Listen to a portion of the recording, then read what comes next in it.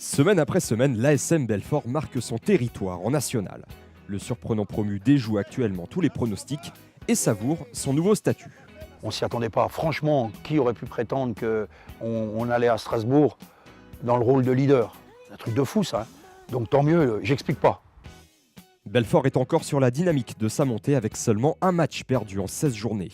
La statistique est en sa faveur. Depuis 10 ans, le leader à la trêve a toujours rejoint la Ligue 2. Mais comme l'on dit ici, il ne faut pas s'embourgeoiser. Ouais, moi je suis serein.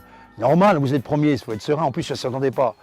Mais bon, serein, ça ne veut pas dire que j'ai chopé, je pense, la pastèque, comme on dit. Le foot, c'est quand même, il faut être très humble. Il faut être très ambitieux, mais aussi humble, parce que le ballon il roule et du jour au lendemain, ça peut changer.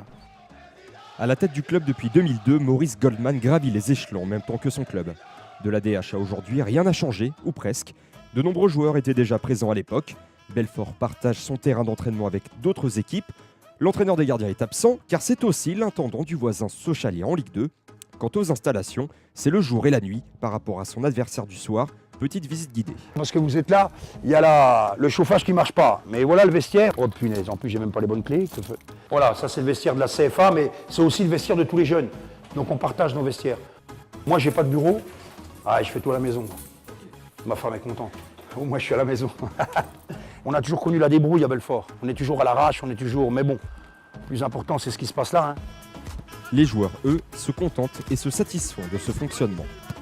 C'est toujours pareil, depuis qu'on est senior, on est un peu dans l'amateurisme et puis on essaie de découvrir le niveau auquel on accède par nos propres moyens et puis on réussit plutôt bien. Bon après c'est sûr que pour un club de national au niveau infrastructure c'est light, mais même sur les 2 dernières années il y a quand même eu du changement, on sent que le club il grandit.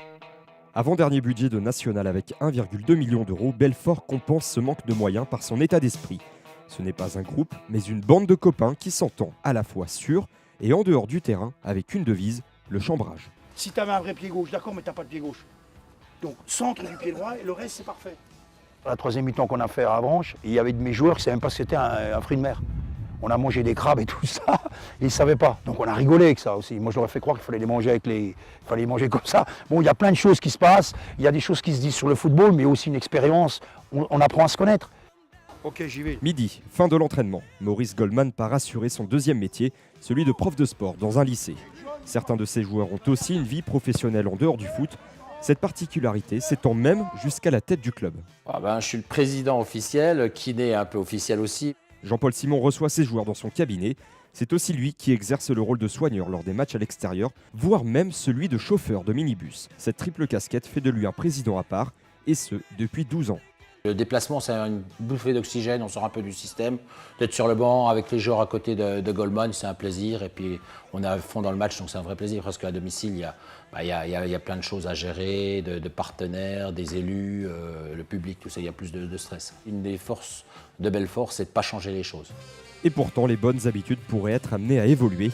À la demande de la fédération, des élus locaux se rendront à Paris pour anticiper une éventuelle montée et mettre en place un cahier des charges pour la Ligue 2. Les grandes questions vont être la capacité d'accueil du stade, l'éventuelle couverture d'une tribune, la capacité d'accueil en termes de parking pour les supporters adverses avec un accès direct sur le stade, un réseau de vidéoprotection, des vestiaires qui soient modifiés. Ce que je voudrais éviter, c'est un effet Luznac où effectivement le club sportivement arrive à monter et puis finalement se retrouve coincé et rétrogradé parce qu'il n'y a pas de solution technique.